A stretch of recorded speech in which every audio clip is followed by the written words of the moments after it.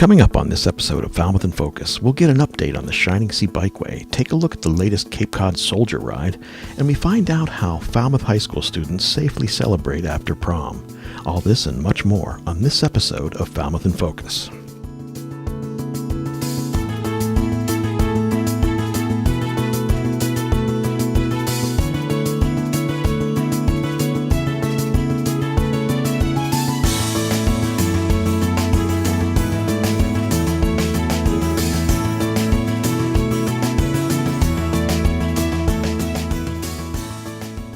Hello and welcome to Falmouth in Focus, FCTV's current affairs program.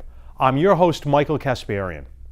We start this episode by visiting the Shining Sea Bikeway. Spring is finally here, and with the warm weather comes increased bicycle traffic along the bike paths. We checked in with Scott Lindell, chairman of the Falmouth Bikeways Committee, to get an update on repairs the town has made to the Shining Sea Bikeway during the past year, and to hear about some future improvements the committee is pursuing. I'm Scott Lindell. I'm the chairman of the Falmouth Bikeways Committee, and we're standing here today on a beautiful spring day. Lots of cyclists have been going by, commuting to and from their workplace. We're at near the intersection of Terhune and the Shining Sea Bikeway. This is a stretch of pavement that's really in bad repair right now, and the Bikeways Committee and the DPW have been working hard together over the last few years to serially upgrade the path where we really need to do some repaving. The primary challenge to the bad pavement right now has been these root bumps that are caused by an invasive species of tree, the black locust. So last year, with $60,000 of town appropriated money, they paved a large section between Locust Street and right behind Wood Lumber, and another section up by the Sipwisset campground that was really severely affected. That's made riding on the bike path a lot more pleasurable for many riders. The long-term solution to the oldest part of the bike path, that is to complete repaving and actually widening a section of that Shining Sea Bikeway between Woods Hole and Surf Drive. In the 2016 bike plan that the Falmouth Bikeways Committee put together, our highest and biggest priority was to extend the bike path the additional mile and a half from North Falmouth into Bourne. And we've been working very closely with the Friends of the Bourne Rail Trail to get a multi-town and regional effort to extend the bike path all the way to Cape Cod Canal. That would create a nearly 30-mile long continuous bike path, which would be the envy of the state and region. Another one of our high priorities from the 2016 bike plan for Falmouth is the connection from this wonderful 10-mile long linear parkway that we have called the Shining Sea Bikeway eastward into our fantastic Goodwill Park. So I'm standing here in front of one of the entrances to Goodwill Park. Goodwill Park has a wonderful resource for Falmouth in terms of recreation, but it's cut off from most of the extensive recreational area we have called the Shining Sea Bikeway by this entrance into town on Paver Avenue, 28A. So what the Bikeways Committee has proposed is to work with Mass DOT to find a way to put in a crosswalk here to connect the bike path, which is only 100 yards from here, to Goodwill Park. We're optimistic that in this 35-mile-an-hour zone, we can erect a crosswalk with warning lights that would be appropriate for safe crossing for kids and families to get from the bikeway to the Goodwill Park. So whether you're commuting on the bike path or just biking for pleasure, remember to wear a helmet. I recommend a mirror. And most of all, say hi to your neighbors as you pass them.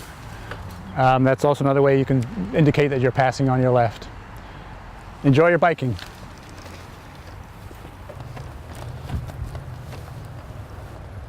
Biking is a great way to explore our beautiful town. So remember to stay safe and, as always, be courteous.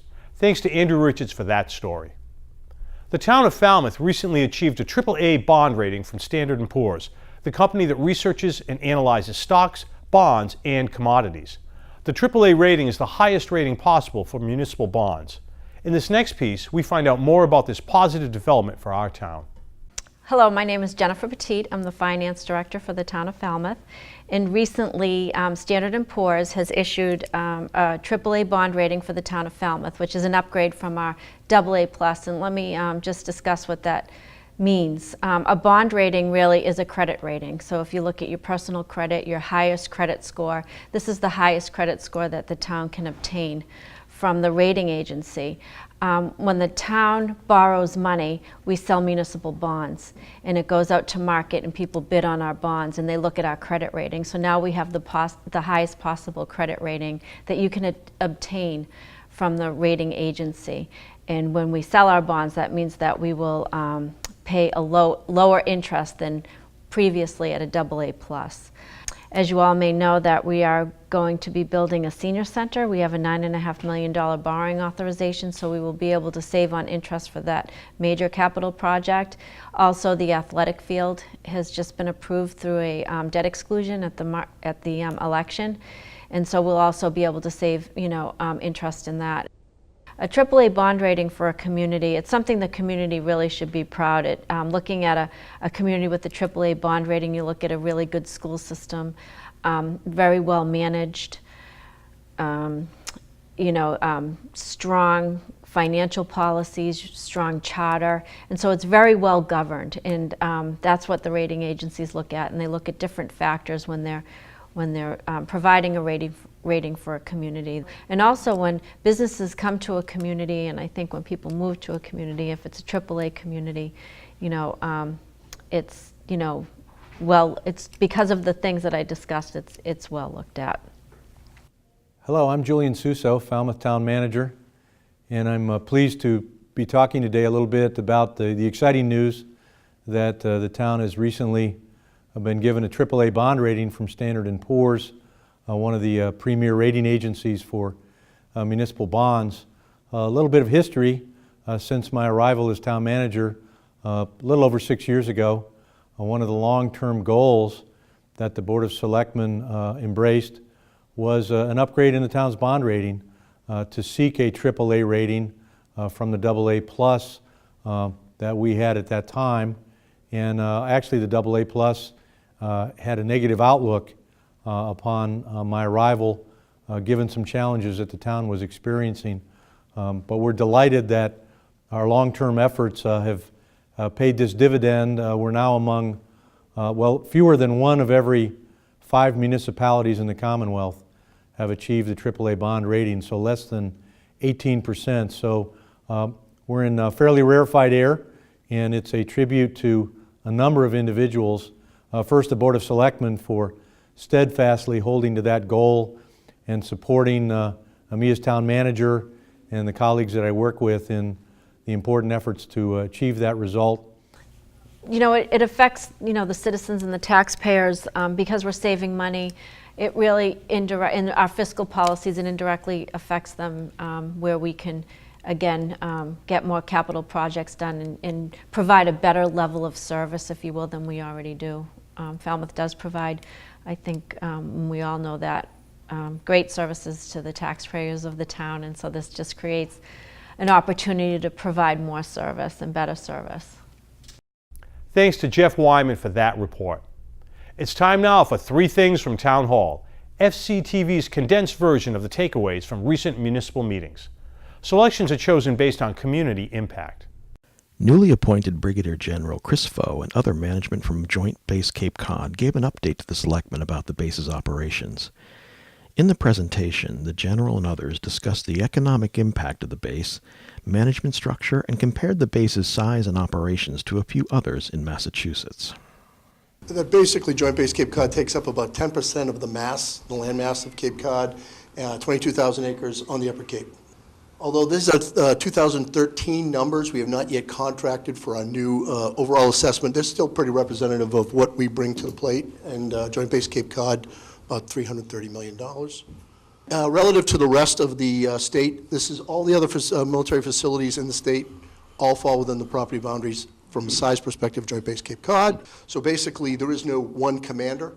So we manage by group consensus. You have a star team. We're very aware of that from these reports. We share your pride in the awards that you've gotten and the fact that you're leaders in this, in Cape Cod, and that gives us kind of, a step-up feeling in our security that we know you give the entire country. The selectmen also heard a report from the Senior Center Building Committee regarding the proposed schematic design of the new Senior Center. Jim Vieira of the Building Committee spoke with the selectmen generally about the building design, then handed the presentation over to the architect to present more details about the proposed plan. We're into a lot of discussion about site accommodation, and that we'll be developing the ideas for the patio and the more green space along different lines that we need to work with the building committee on, but sort of passive and gardening spaces that go into there. The selectmen also heard and discussed a draft letter to the building commissioner in response to his directives regarding Wind 1 in Falmouth. The building commissioner gave the selectmen until May 31st to make a decision on what will be done with Wind 1. Town manager Julian Suso read parts of the draft letter, which described different scenarios the town may choose to proceed with, along with a timeline for each given scenario. This plan for the dismantling and removal of Wind 1 will require 18 to 24 months to responsibly undertake in a cost-effective manner on behalf of the taxpayers of Falmouth. Sincerely, Julian M. Suso, Town Manager. Comments, questions? I move we authorize the town manager to write this letter. I think it's sufficient and answers and addresses the proper plan. I'll take that as a second. A second. All those in favor? Aye. Thank you. Nice job, Mr. Thank you, Julie. Thank you very much, members of the board. To see the meetings in their entirety, check out Government Channel 15's program schedule at fctv.org. Now it's time to take a look at this month's calendar segment. The Knobska Moments Traveling Photo Exhibit will hold its opening reception at the Lightkeeper's House on Saturday, June 9th from 1 to 4 p.m. Indulge in fabulous strawberry shortcakes and lobster rolls, hot dogs, or barbecue chicken under the tent on the St. Barnabas lawn at the Strawberry Festival on June 16th. Cape Cod's LGBTQ community, family members, friends, and allies will showcase their pride at Cape Cod Pride 2018 on June 24th from noon to 4 p.m. at Falmouth High School. And this month at the Mazer is artwork by Jason Eldridge, which will be on display at the Mazer Gallery throughout the month of June. We'll be back after we learn about an adoptable cat from People for Cats. Stay with us. Lucy is a cute little black and white domestic short-haired female. This 6-year-old sweetheart has a shiny black coat accented by white around her neck, splashed under her nose, and sprinkled between her eyes. She also has big, expressive hazel-colored eyes. While Lucy's a bit on the shy side, the minute you show her some affection, she absolutely adores it and wants more. She's gentle, sweet, affectionate, and playful in her interactions with volunteers. To learn more about Lucy, please call People for Cats at 508-540-5654, visit peopleforcats.org, or come by during adoption hours. Welcome back. Falmouth VIPs recently held their recognition dinner and award ceremony to celebrate VIPs volunteers and community partners who share their time and talent with the Falmouth School District. The Falmouth VIPs Board of Advisors was pleased this year to be able to sponsor 2 $1,000 student volunteerism scholarships. And I will tell you that this was by far the toughest pool of candidates we've had in several years. And I'm really glad I did not have to score the applicants this year. This year's applicant pool alone contributed 3,901 hours as high school students. Awesome. Our first recipient has been given accolades for her 12 years of involvement with the Fresh Start program. This program provides new backpacks filled with school supplies for the start of the school year. Descriptors of her volunteerism include: she is willing and able, greatly appreciated, always assumes more and more responsibility, she's enlightening, fun to work with, and always efficient and cheerful. This recipient tells us, mentoring has shaped my life and taught me to be more understanding, patient, and has given me the ability to be reflective and empathic. One of her supervisors wrote in the letter of recommendation, "This competent young woman is certainly worthy of the VIP scholarship," and we agree. We wish you all the best as you head to Ithaca. Kate Delaney.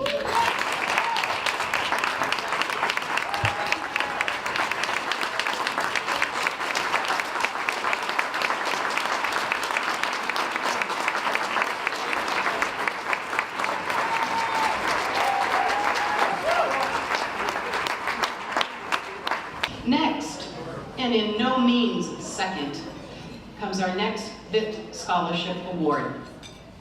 She is a member of 5 different honor societies, holds the chair in the Honors Wind Ensemble, and has done countless hours of community service supporting a variety of causes. And she does all of this while maintaining serious dedication to her studies. Her English teacher writes, "She comes to class not just to earn good grades, but to learn about issues that matter. She is curious, willing to grow, leads by inspiring others, and is empathic and kind in her interactions." Recognized as one of Cape Cod Times Rising Stars for 2018, 21 students only were selected from across the Cape and Islands. We say thank you for shining your light in Falmouth, and we wish you all the best as you begin your studies at UMass Boston. Congratulations, Yvonne Booth.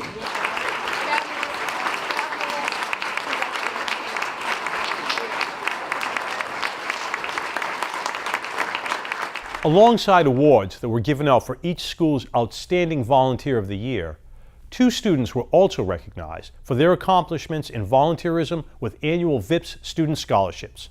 Thank you to Ryan Weber, who contributed that piece. The 7th annual Wounded Warrior Soldier Ride is a unique 4-day cycling opportunity for wounded service members and veterans to use cycling and camaraderie to overcome physical, mental, or emotional wounds. We caught up with the riders and their supporters as they made their way through Falmouth. We're here today for the Wounded Warrior Project's National Ride, a Soldier Ride. They travel around the country, and this is the 7th year they've come back to Cape Cod. And today we are doing the Falmouth Ride, where we have 45 soldiers, men and women, coming in from across the country to ride on adaptive bikes. They are all wounded warriors, and they will ride from North Falmouth down to Woods Hole and back to North Falmouth. And we have a lovely rainy day, but I'm sure they've seen worse days in what they've done in the past, and we're here to support them and cheer them on. Soldier Ride is something I've wanted to do for quite a while, and Wounded Warrior Project has been fantastic about plugging us into resources, because it's a tremendous opportunity to bond, challenge yourself once again. And this year I think it's kind of special, especially with the death of Sergeant Gannon recently in Yarmouth, who happened to be from New Bedford. I think that even makes it a little bit more personal for me. So it's just a great opportunity to work with other vets and warriors. We've been here to support the Iraq-Afghanistan veterans and their families since our inception, and this is just kind of a natural carryover to welcome some of these warriors to our town and treat them as our own. It's amazing because even though we may have all come from different backgrounds, different services, we all share some common bonds. And those of us that were wounded after 9/11, we certainly share some common bonds, whether it was in Afghanistan or Iraq. And so it's important that we help each other. And just like the logo of the Wounded Warrior Project, with one soldier carrying another, we continue that today. So, this is just a great opportunity. And the people down here have been fantastic. The local police departments. I can't be more proud of my local community in putting this on. The town of Falmouth has been wonderful, as has all the Cape, supporting this event for the last 7 years.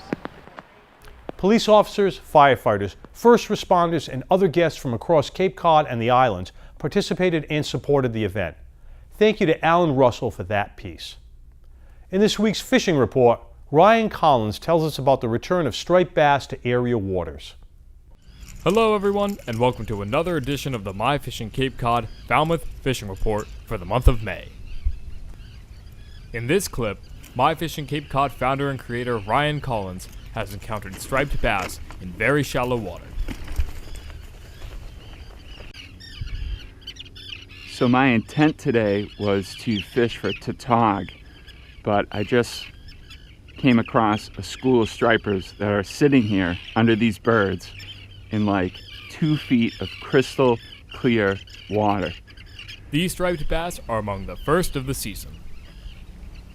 In this clip, Ryan is using a pencil popper to target these fish. Oh yeah, there's a bunch of bait right there.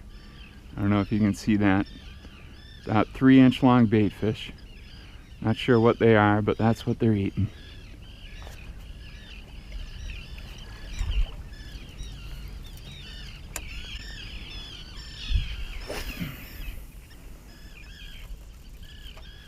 I'd be surprised if I don't get bit on this cast.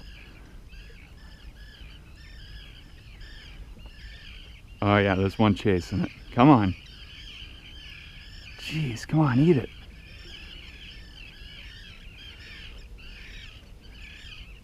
Boy, it sure is nice to hear those birds again. What a perfect flat calm, there we go. Flat calm, foggy morning.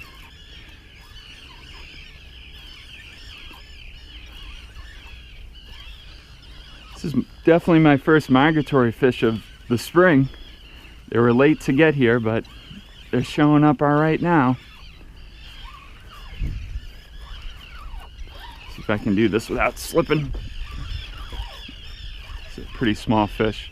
I've seen some that look like they might be 28 inches, and there's actually a few fish chasing this guy in that are okay size.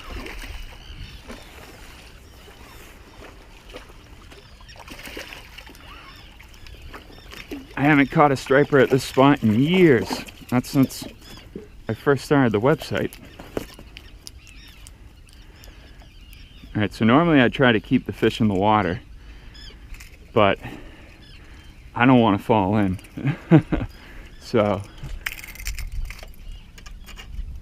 try to do the best job you can releasing the fish quickly and in good shape without injuring yourself, especially in a spot like this. But look at all the sea lice on this fish. This guy is definitely a fresh arrival. All right, so let's get this guy back in the water. Folks, now is the time to get on your first striped bass of the season. This is Andrew Burke of MyFishingCapeCod.com signing off. Until next time, tight lines and take care. Thanks to Andrew Burke and Ryan Collins of My Fishing Cape Cod for generously providing us with that footage. We're going to take a quick break, but when we come back, we'll look at a special celebration for high school students. Stay with us. There's no better way to enjoy our local area than by getting outside and active for a great cause, clean water. The Buzzards Bay Coalition protects clean water in Falmouth and beyond through science, land conservation, and education. In late June, just across the bay, you can swim 1.2 miles from New Bedford to Fairhaven with 300 others in the 25th annual Buzzards Bay Swim. If you can swim 40 laps in a pool, you can complete this exhilarating event. If you'd rather run, both residents and visitors can join up with Team Buzzards Bay to complete 7 miles in the Falmouth Road Race in August. When fall arrives, hit the road cycling 35, 75, or 100 miles around the bay in the Buzzards Bay Watershed Ride. All 3 events feature great food and drinks, lively parties, and awards and prizes for individuals and teams. Be part of the fun and excitement by swimming, running, or cycling for clean water with the Buzzards Bay Coalition this season. Learn more or sign up at savebuzzardsbay.org/events.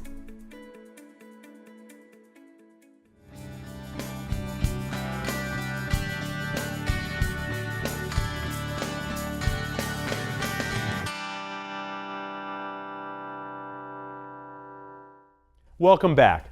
Falmouth Together We Can recently sponsored their annual After Prom event, offering students a safe, alcohol and drug-free environment for their celebration.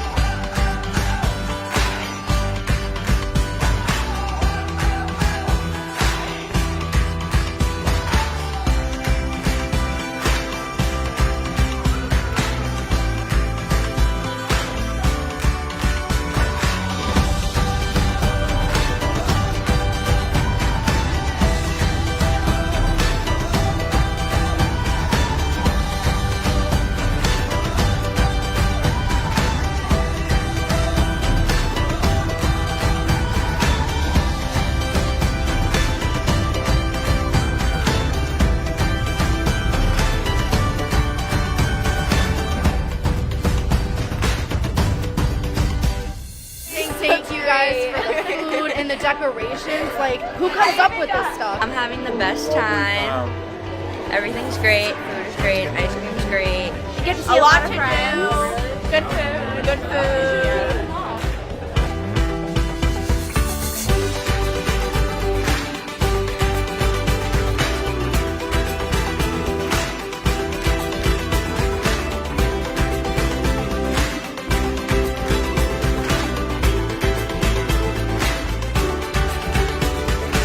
Over the moon. We're having a great time. I feel loved. Thank you.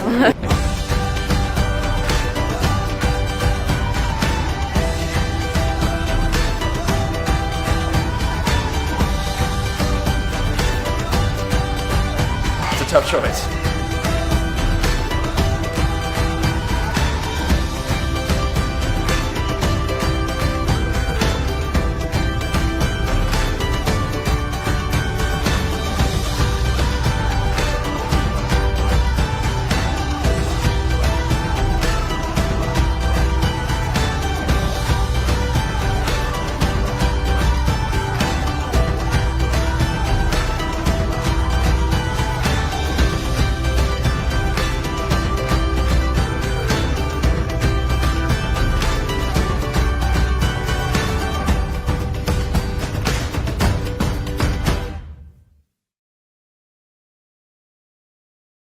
Thanks to Brian Switzer for that video.